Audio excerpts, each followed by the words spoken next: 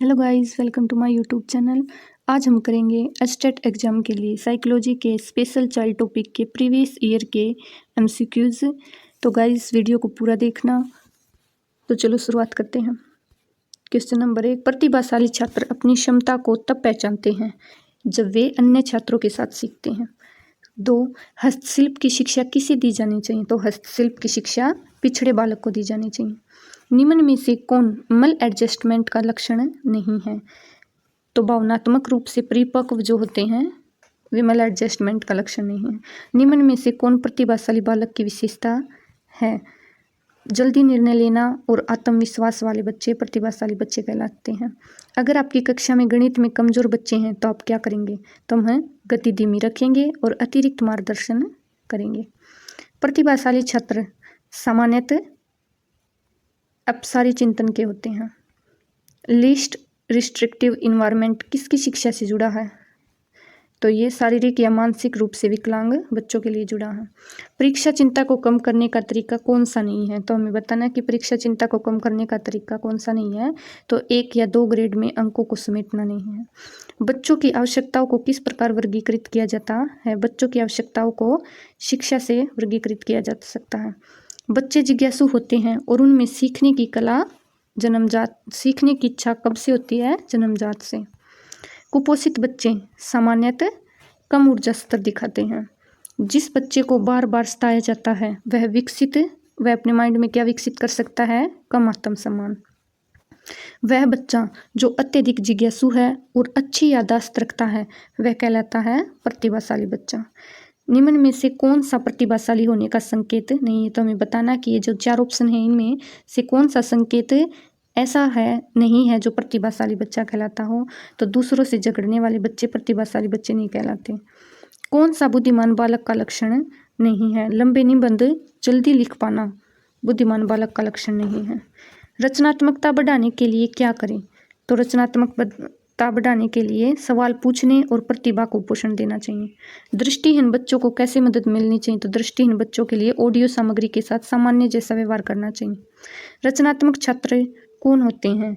तो रचनात्मक छात्र वे होते हैं जो लैटरल थिंकिंग व प्रॉब्लम सॉल्विंग में अच्छा हो। एडीएचडी का पूर्ण रूप क्या है? एडीएचडी का पूर्ण रूप है attention deficit hyperactive disorder. Special Olympics किस वर्ग के लिए आयोजित किए जाते हैं? स्पेशल ओलंपिक्स मानसिक रूप से मंदबुद्धि व संज्ञानात्मक देरी वाले बच्चों के लिए आयोजित किए जाते हैं। एएसडी का पूरा रूप क्या है? एएसडी का फुल फॉर्म है ऑटिज्म स्पेक्ट्रम डिसऑर्डर। फिर एक्सपेक्टेंस में जिन बच्चों को बहुत से पॉजिटिव वोट मिलते हैं उन्हें क्या कहलाते हैं? तो वे पॉपुलर बच्चे कहलाते हैं। रिजेक्टेड बच्चों की सहायता का प्रभावी उपाय कौन सा है? तो रिजेक्टेड बच्चों की सहायता का प्रभावी उपाय है मॉडलिंग। अस्वीकार किए गए बच्चों की मदद में कौन सा तरीका प्रभावी नहीं है? रिप्राइमेंडिंग। फिर एस्पेक्ट में जिन बच्चों को बराबर पॉजिटिव और नेगेटिव वोट मिलते हैं उन्हें क्या कहा जाता है? Controversial children. ग्रामीण क्षेत्रों में शिक्षा की मुख्य समस्याएं किन छात्रों के लिए हैं? आदिवासी छात्रों के लिए। वे बच्चे जो सहपाठी समूह में बहुत कम सकारात्मक या नकारात्मक वोट प्राप्त करते हैं उन्हें क्या कहा जाता है? उपेक्षित बच्चे। निम्नलिखित कथनों को ध्यान से पढ़िए और सही विकल्प चुनिए। कथन 1 क्या कहता है कि समस्याग्रस्त छात्र जो हैं वे अक्सर कला शिक्षा में उच्च उपलब्धियां प्राप्त करते हैं।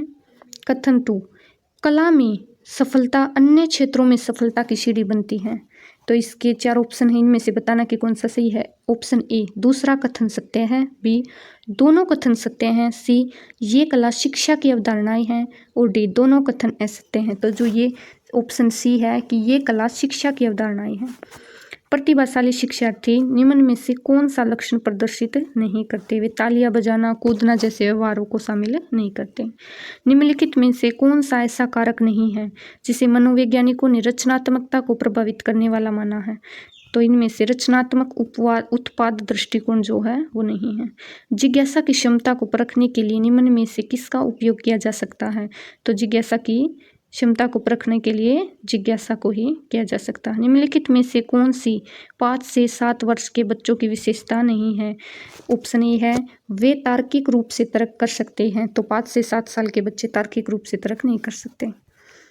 निम्न में से कौन सा रचनात्मक विचारक की विशेषताओं में नहीं आता? तो जल्दी निराश हो जाना नहीं आता। निम्न में से कौन सी गतिविधियां बच्चों में रचनात्मकता बढ़ाने के लिए उपयुक्त हैं? 1 अस्वीकरण, 2 1 से अधिक उपयोग, 3 अनुप्रास।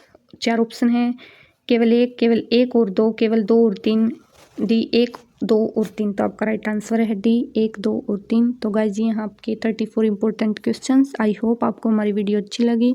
तो प्लीज़ हमारी वीडियो को लाइक करो और चैनल को सब्सक्राइब जरूर करना।